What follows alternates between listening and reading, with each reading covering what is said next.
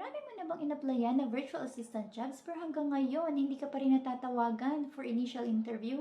Hindi ka ba nagtataka bakit walang tumatawag sa iyo for initial interview? Gusto mo bang malaman ang mga dahilan at may paraan pa ba para naman ikaw ay magkaroon ng chance na ma-qualify for initial interview? Kung ang sagot mo ay oo, keep watching this video.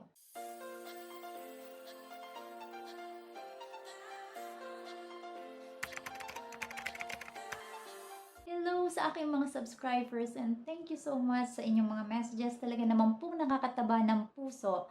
Hayaan nyo po at mag-upload pa ako ng maraming tutorial para naman magamit ninyo sa panimula ng inyong pagiging virtual assistant.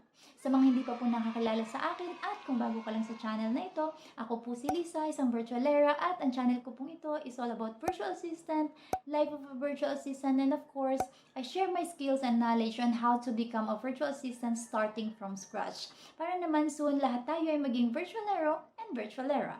So, if you like those topics, please like, share, and subscribe to my channel. And don't forget to hit the notification bell para naman every time na mag-upload ako ng new video, mano-notify kayo. So, ano nga bang pag-uusapan natin sa video na ito? Excited na ako dahil alam ko yung nararamdaman ninyo na sa dinami-dami ng in-applyan ninyo, hanggang ngayon wala pa rin nagre-reply sa inyo para i-invite man lang kayo sa initial interview. So ano nga ba yung mga dahilan bakit hindi kayo natatawagan for interview at meron pa bang paraan para naman kayo ay ma-qualify for initial interview? So without further ado, let's get started. Ang isi-share ko po sa video na ito is of course based dun sa aking experience as a recruiter. Yes po, nag-recruit ako ng mga virtual assistant and of course from my previous jobs, nag-recruit din ako for different positions. Alam nyo ba na 75% of those companies na ina-applyan ninyo ay gumagamit ng ATS system? Ano nga ba yung ATS system? Yung ATS system po, yung isang software or applications na tumutulong sa aming mga recruiter para po ma-screen na po yung mga resume na sinasubmit nyo sa amin. So, tinutulungan kami nun para ma-check yung mga may keywords, kung alin lang yung qualified based dun sa nilalagay namin criteria doon sa system para ang isang resume ay ma-qualify for initial interview. So, paano ba ginagawa ng ATS system yung ganong process? Bali, pag nag-key in po kami doon ng mga keywords para sa particular position, si ATS system na yung nag-select nun sa amin, then ha-highlight niya, isi-sort niya kung sino yung top 1, top 2, top 3, kung kailangan namin ng hanggang 20 qualified na resume for initial interview, si ATS system na po yung nagsiselect nun. So, please note lang po na hindi lahat ng companies ay gumagamit ng ATS system. Pero majority po is gumagamit, lalo na yung mga nasa US at saka yung mga nasa UK. So, gumagamit po sila nun kasi yun po ay magpapadali ng trabaho ng nag-recruit. And besides, yung mga resume ninyo is binabank nila dun sa tinatawag nilang pool of applicants para sa future requirements nila, meron na silang mga references na mga resume na pwede nilang tawagan. So, bali kami mga recruiter, ang ginagawa namin, yung mga CV na sinisend niyo sa amin or yung resume na sinisend niyo sa amin is i-upload lang namin doon sa ATS system and then si ATS system na ang magpa-process para sa amin ng selection for initial interview. Wow. Yung mga small to medium sized companies, yung iba hindi pa gumagamit ng ATS system pero majority of them are using ATS system. So now, pag-usapan natin paano maka-qualify yung inyong resume para kayo ay ma-pick for initial interview. So unang-una, pag-usapan muna natin kung ano ba yung mga reasons kung bakit kayo ay hindi nasiselect ng ATS or kung hindi man ATS, ng recruiter, yung person na talaga. So, una is, kasi nag-apply kayo to a job that you are not qualified. So, halimbawa, nakalagay dun sa job description, they required applicants with at least 5 years work experience. Eh, ikaw 2 to 3 years pa lang experience mo. Regardless, nag-send ka pa rin ng application, hindi na po talaga kayo matatawagan. Bakit? Kasi po, specific na po, may nakalagay na specific years of experience ang hinahanap ng recruiter na 5 years. Although kayo is 2 to 3 years. So, basahin nyo po mabuti yung nakalagay doon sa job ads. Halimbawa, ang nire-require nila is, halimbawa sa programmer, nire-require nila may knowledge sa HTML, MySQL, tapos kayo ang alam nyo lang Word, Excel, PowerPoint, hindi na po kayo masiselect. So, be careful po sa mga positions na ina-applyan ninyo, lalo na kung ang na-applyan ninyo ay may mga specific requirements sa mga job experience.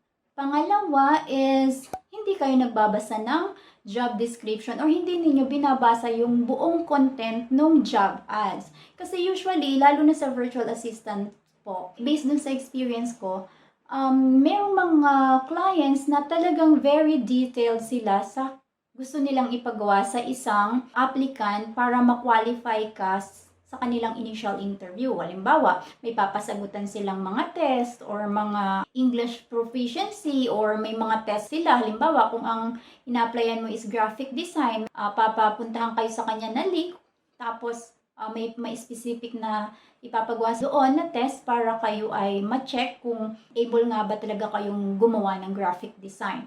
So, kung hindi ninyo binasa from top to the end of job ads, hindi na kayo qualify kasi may specific silang instruction. Hindi porke nakita ninyo na, halimbawa, researcher, tapos ay nakita mo researcher, may vacancy, nag-send ka na kagad without even reading yung job ads at saka yung job description, hindi ka na qualify.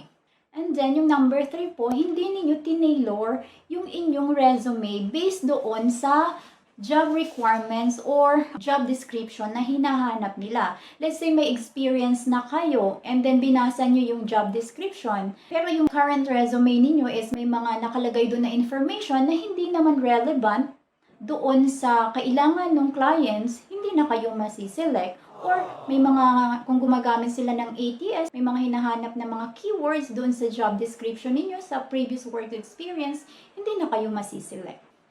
So now, let's move forward kung paano ba natin iti-tailor yung inyong resume para dun sa particular job ads or job description na gusto ninyong applyan. Take note po na kung kayo ay mga baguhan pa lang, walang experience, try to make at least a 3 to 5 resume na specific siya sa particular industries or company. Kasi yung bawat company or company na a-applyan ninyo, hindi naman sila pare-pareho ng nature of business. So, yung resume mo, kung yung isa is, halimbawa, sa marketing, so, syempre, may mga kailangan doon, pagandahin mo yung resume mo, tapos yung isa, i-applyan mo is, halimbawa, graphic designer yung ina-applyan mo, yung isa, marketing yung kanyang nature of business, yung isa naman is, yung kanilang nature of business or engineering. So, yung resume mo para dun sa marketing, dapat specific para dun sa marketing, and then yung isa is specific para sa engineering. Kailangan ninyong ayusin yung inyong resume. Halimbawa, may tanong kayo, ay Miss Lisa, kailangan ba ng magandang presentation design yung resume? Well, ang sagot ko po dyan is depends. Kasi kung ang ina-apply nyo is graphic design nga or content management or something na related sa marketing, kailangan yung ipakita doon sa resume mo, through your resume, na artistic ka, na creative ka. So, paano mo magagawin? Halimbawa, graphic design ka. Lagyan mo yung iyong resume ng background. Yung tipong watermark lang siya. Huwag naman yung background na or yung template na gagamit ka ng yung napaka-dark ng color na yung mga text or content ng resume mo hindi na mabasa. Dapat po, ayusin niyo yung tipong pampaganda lang ng background para makita nilang, ay, maganda yung resume niya, napaka-artistic or napaka-creative naman ito. So, yung recruiter, magkakaroon na agad ng good impression sa inyo. So, ano-ano nga ba yung mga important contents na dapat nyo lang ilagay sa inyong resume? So, kailangan nyo pong ilagay sa first part or yung sa upper part ng inyong resume, syempre, yung inyong personal information. Ano-ano ba yung mga personal information na yon? Syempre, nandun na yung full name mo, and then yung email address, and then kung may mga LinkedIn profile ka, social media account, lalo na kung sa marketing kayo nag-a-apply, or ang ina-apply nyo, halimbawa, data miner or researcher or lead generation, importante na meron kayong LinkedIn account, Instagram, Twitter, Reddit, yung mga tipong mga sa tingin ninyo is kakailanganin or mahalaga na meron kayong account para mailagay nyo dun sa resume ninyo, specific dun sa jobs na ina-applyan ninyo. Halimbawa, ina-apply nyo content writer, tapos meron kayong website na nagpapakita, personal website to nagpapakita ng mga content or mga blog na ginawa mo in the past. So, maganda na po yung way para ma-encourage mo si recruiter na ito, meron pala siyang ganitong qualification or skill. Sige, bigyan ko siya ng chance na for initial interview. Kung halimbawa naman ang ina-applyan mo ay video editor, so dapat meron kang YouTube account na kung hindi man siya naka-live or kung hindi man siya naka-public, at least meron kang account na naka-private na pwede mong i-send out doon sa client or i-attach doon sa iyong resume kahit link lang para may reference sila kung ano yung skills mo and then capacity mo to create or to edit a video. Yun po ay isang way para ma-encourage ninyo si recruiter or si clients na bigyan kayo ng chance for initial interview. So, mahalaga din na alamin ninyo kung ano yung company na ina-applyan ninyo para alam ninyo yung nature of business na magiging potential clients ninyo. Halimbawa, siya ay entrepreneur na nagpo-podcast or nagpo-provide ng mga tutorial or services. So, at least alam nyo. So, ano ba yung mga kailangan nila na pwede mong ilagay sa CV mo para ma-encourage sila? So, kung sila yung mga nagpo-podcast, kailangan nila ng mga connection. So, ano ba yung way nila or paano ka makatulong sa kanila para dumami yung kanilang client? So, syempre, kailangan nila ng somebody na mayroong account sa Instagram, sa LinkedIn, or sa Twitter. Yun po, kailangan ninyo yung isipin. Kaya sabi ko nga, kailangan kilala ninyo or meron kayong kahit konting idea kung ano yung company or clients na pinoprospect ninyo doon sa position na yon. Just browse the internet kung hindi nyo alam yung company. At saka usually naman yung sa job ads nila, nagbibigay sila ng information ng nakalagay doon about us. So sinasabi nila kung ano yung nature of business nila or kung ano yung expectation nila sa kanilang applicants. So yun po yun. So ang number 2 po na dapat ninyong i-include doon sa inyong resume is yung job summary at saka yung job objective. So, magkaiba po yun ha. Tandaan niyo ang job summary po is ginagamit yan usually ng may mga experience na halimbawa may mga 3 to 4 years experience na or nagtrabaho na sa office or meron na siyang enough experience na similar doon sa position na ina-apply niya. However, yung pong job objective po or job objectives is ginagamit lang po yun ng mga baguhan pa lang, mga beginners, newly graduate, or interns. So, yun po yung pagkakaiba nun. So, ano ba yung ilalagay nyo dun sa job objective? Siyempre, ang objective nyo, okay yung ilalagay nyo to enhance my knowledge or my skills in content creation or graphic design. Pero kapag naglagay kayo nung ganon, na to enhance your graphic design skills, dapat maglalagay din kayo kung ano din yung value na ipoprovide ninyo or yung value na kukuha sa inyo ng clients ninyo kapag kayo i-hire. Kasi unang-una, wala kayong experience. Kung ako yung clients, bakit ako mag-hire ng walang experience? So ngayon, dapat ma-convince mo na sila through your objective statement na ma-invite ka nila for initial interview. So, ilalagay mo doon kung ano yung objective mo, pero at the same time, you will add value to the company by providing them a graphic design that will stand out. So, mga tipong mga ganun. Basta ang tatandaan nyo, ang job objectives ay composed ng kung ano yung inyong objective, kung para sa personal ninyo, para sa inyong personal career growth, and then at the same time, kailangan nyo ring mag-add na masabi ninyo doon sa inyong clients na you are giving them value. Although wala kang experience with your current skills, you are going to provide them value with your passion about graphic design. So, mga ganon. So, i-reconstruct nyo yung sentence nyo ng maganda. Kung talagang hindi kayo makapag-construct ng magandang job objective, mag-research lang kayo sa internet. Sa Google po, napakarami pong mga sample ng mga job objectives. And then, pag may nakita kayo na similar sa gusto ninyong gawing job objectives, i-reconstruct nyo lang yung paragraphs at saka sentence, okay na po yun. Gandahan nyo lang po talaga ng content. And then, sabi ko nga, yung job summary naman is para naman yun sa mga may work experience na. So, paggawa ng job summary sa mga may work experience niya, huwag nyo namang damihan. Ang dami na nakalagay na dun sa summary. Kaya nga sinabing summary is konti lang. So, usually po, ang gagawin nyo dun is 1 to 2 sentences lang po. So, yung dun sa 1 to 2 sentence po, ilalagay ninyo dun yung inyong work experience, yung mga position, i-summarize nyo into 1 to 2 sentence. And then, dun sa baba nung summary, i-bullet points nyo yung mga achievements ninyo. Ano-ano pa yung mga kaya nyong gawin. Halimbawa, research, content writing, lead generation, office management, kung ano-ano pa na pwede nyong ilagay doon na capable kayo na gawin. So, wag nyo na pong pahabain masyado kasi kaya nga tinawag nating summary is para madali namin maintindihan kung ano ba yung inyong qualifications and skills. Kasi napakahirap po sa amin na magbasa ng napakahabang resume kasi sayang po yung oras. Tapos, ang tip lang po sa paggawa ng objectives at saka ng works experience summary is maglagay kayo ng mga keywords. Halimbawa, ang ina-apply ninyo ay graphic design. So, maglagay kayo ng may mga keyword doon na graphic design kasi usually mabilis lang. Hinahanap lang namin talaga yung mga keywords. Kasi halimbawa, sa accountant, ang hinahanap namin is accountant na marunong sa tax, marunong gumawa ng reconciliation. So, hinahanap ko lang doon is reconciliation, tax, or income statement, yung mga tipong mga keywords na madaling hanapin. Kasi kung wala yung mga keywords na yun, hindi na po kayo magkakaroon ng chance na matawagan for initial interview.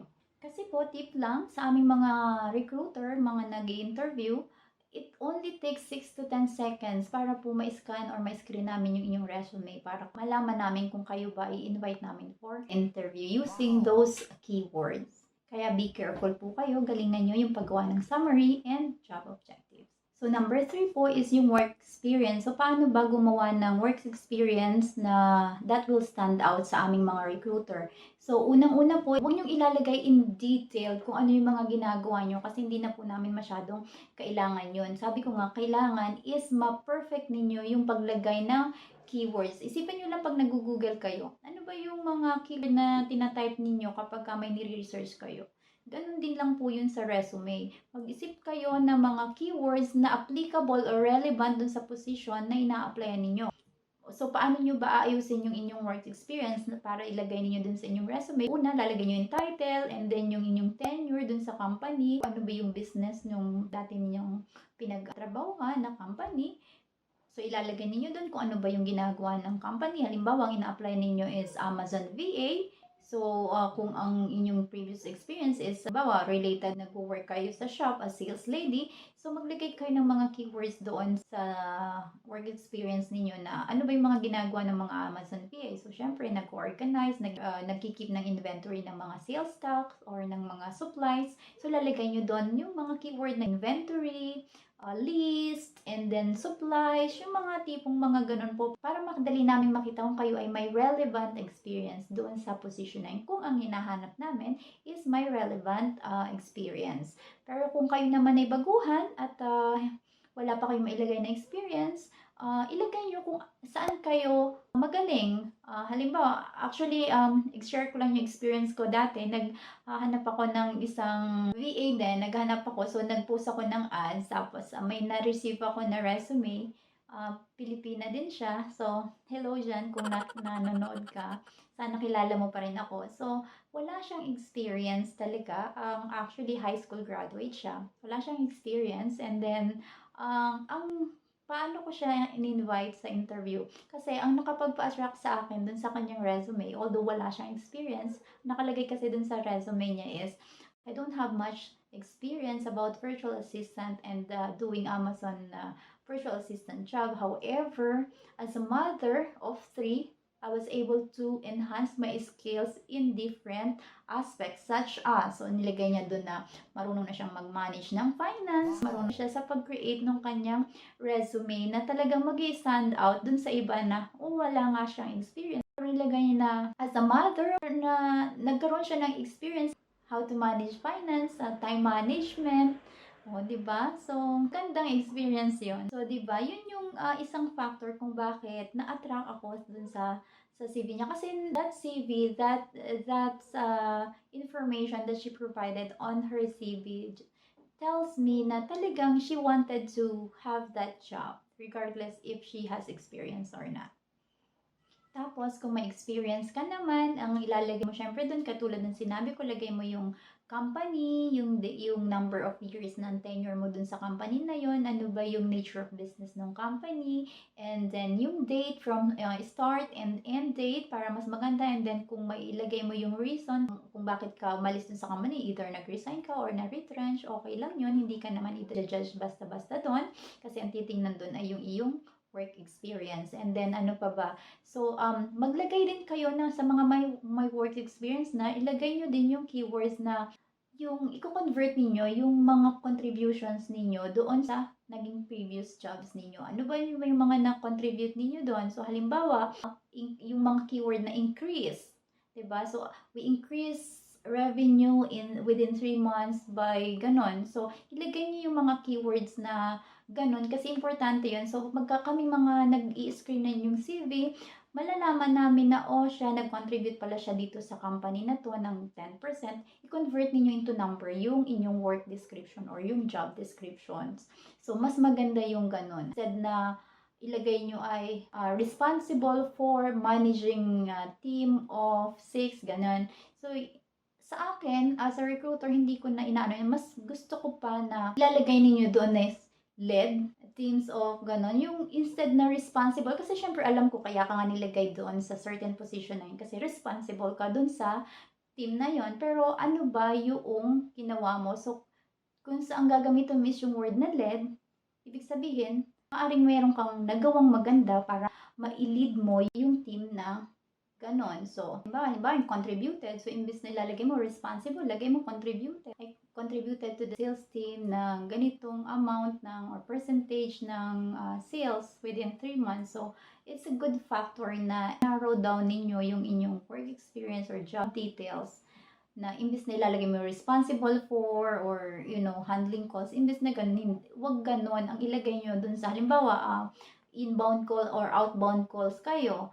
So, ang ilalagay nyo dun is nag-contribute ka ng certain percentage sa mga closes ng inyong sales team dahil dun sa inyong pagko-calls. Mas okay na yun. Huwag nyo nang ilagay yung responsible for, ganyan. Alam na namin na responsible ka dun kasi kaya ka nga nandun sa position na kasi yun yung responsibility mo. Ang gusto namin malaman is how you perform during the time na yun yung trabaho mo. At ano yung contribution mo doon sa company na yon as sa ganong position. So, yun po yung work experience. So, ang another na ilalagay ninyo dun sa inyong resume is yung inyong skills. So, ano ba yung skills? Yung skills po ay mayroong 3 bagay po doon or 3 types of skills. Yung una po is yung tinatawag nating hard skills, and then soft skills, and then yung universal skills. So, yun po 3 yun. So, yung sa hard skills po, yun po yung mga skills na natututunan natin sa previous jobs natin or dun sa school. Halimbawa, programming Java, HTML, halimbawa, marunong kang admin sa isang software. So, yun po yung mga tinatawag or halimbawa ng mga hard skills. So, yung soft skills naman po, yun po yung mga personal attributes ninyo na pwede nyong i-contribute dun sa company. Halimbawa, teamwork, leadership skills, communication skills. So, yun po yung tinatawag na soft skills. So, yung universal skills naman, yun yung hard skills na kahit anong industry, anong position ang applyan ninyo is kailangan yon. Alam mo dapat yon. Ano ba yon? Halimbawa, Word, Excel, Google Docs, Google Sheets, mga hard skills po sila, pero universal sila in a way na kahit anong jobs ang applyan mo, kahit anong nature of business nung ina-applyan mong clients, applicable yun kasi magiging gagamitin mo yun sa day-to-day work mo. So, importante po yun. Kaya nga sabi ko sa inyo, dun sa kung napanood niyo yung iba kong video, kung hindi pa, panoorin ninyo, ang sinasabi ko lang yun, pag-aralan ninyo yun kasi kailangan nyo talaga yun sa day-to-day activities ninyo or to perform work as virtual assistant. And then yung number 5 po, syempre yung education. So, sa virtual assistant po is wala naman talagang specific level of education na requirement. Depend po dun sa job na ina-applyan mo. So, Wow. kung high school graduate ka, ilagay mo high school graduate ka. Okay lang po yun. And then, kung halimbawa is college graduate ka, kung ano yung major mo, ilagay mo doon.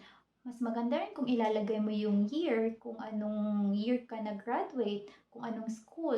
Usually, hindi naman nila tinatanong yung school kasi sa US naman or sa ano, hindi naman sila familiar kung ano ba yung mga common or popular school dito sa Pilipinas, di ba? So, hindi na sila interested doon. So, tip ko lang sa mga beginners, kung wala talaga kayong experience after ng inyong job objective, so isundan ninyo yung inyong education or kung ano mang mga trainings na meron kayo. Yun na yung isunod ninyo para hindi na kami mahirapang mga recruiter sa paghanap dun sa documents ninyo or sa resume niyo kung nasa ano ba yung mga experience ninyo or kung wala kayong experience para right on the spot pag check namin, pagtingin namin dun sa resume ninyo, alam na namin kung may experience kayo or wala. Tapos pwede rin kayong maglagay ng other section. Halimbawa, bilingual kayo, marunong kayo ng Chabacano and then Tagalog o English or kung marunong kayo ng French, German. So, lagay nyo rin yun. Malay nyo, maging advantage din yun. Or kung ano yung hobbies ninyo. Halimbawa, ang ina-apply yung clients is ang mga binibenta niya or ang sinesell niyang items dun sa kanyang Amazon shop is mga sports item like balls, volleyballs, yung mga cup and hat, ganyan. So, ilalagay mo din kung ano yung hobby mo na related doon sa ina-applyan mong position. So, ano naman yung mga bagay na hindi nyo na dapat kailangan ilagay dun sa resume ninyo? Halimbawa, date of birth, hindi na nila kailangan po yun. Hindi na nila kasi age doesn't matter sa pagiging virtual assistant. You can apply regardless of Wow. your age. So, up to the employer na lang kung tatanggapin nila once na na-interview na kayo. Pero, hindi nyo na kailangang ilagay yung age ninyo. And then, second is, halimbawa may mga unprofessional email address kayo, palitan nyo yon. Kung halimbawa yung used na kayo dun sa paggamit ng email na yon for the sake of applying jobs, palitan ninyo. Kasi minsan may nare-receive akong application nakalagay sadgirl@gmail.com o kaya destroyer@gmail.com or hater@gmail.com, lazy@yahoo.com. Yung mga ganong bagay is it's giving us impression on who you are as a person. So, tanggalin na muna natin yon. Gumawa muna kayo ng email na pwede nyo gamitin sa pag-apply as a virtual assistant. Pwede rin hindi niya ninyo ilagay yung inyong mga home address or mailing address kasi virtual naman, hindi na nila kailangang alamin yung inyong mailing address. Anyway, pag natanggap naman kayo sa trabaho at may mga isisend sila sa iyong home address, hihingin naman nila yun sa inyo. So, isa yun sa mga hindi nyo na kailangang ilagay sa inyong resume. And another one is, kung nagtatanong kayo kung kailangan nyo bang ilagay ang inyong photo sa inyong resume, well, wala naman pong masama kung maglalagay kayo ng photos. Kung hindi, okay din lang. Ang ayusin nyo lang kung maglalagay kayo ng photos, gawin nyo namang kaaya-aya at professional looking yung inyong photos. However, sa US po talaga, meron silang tinatawag na anti-discrimination law. So, hindi na nila Wow. nire-require talaga yung photos kasi ayaw nila na i-judge ka before ka pa makapag-land ng job dahil sa physical looks mo, appearance mo, hindi maganda yung pictures mo is eliminate ka na kagad. Hindi ka na nabigyan ng chance na matawag for interview. So, yung resume photos po, hindi naman talaga yun applicable. Actually, dito lang yata sa Pilipinas yun masyadong kailangan nakalagay yung nakakurbata, kailangan naka-office attire. Pero sa US po talaga, totoo po yan. Sa US po, hindi na po nila kailangan. Mas maganda kung meron professional looking photos, pero hindi na po yun talaga nila nire-require. Meron ako isang clients na nung interview niya ako, talagang sinabi niya sa akin, I am not interested with your portfolio. We are interested on what you can do for the company. Wow. Yun, di ba?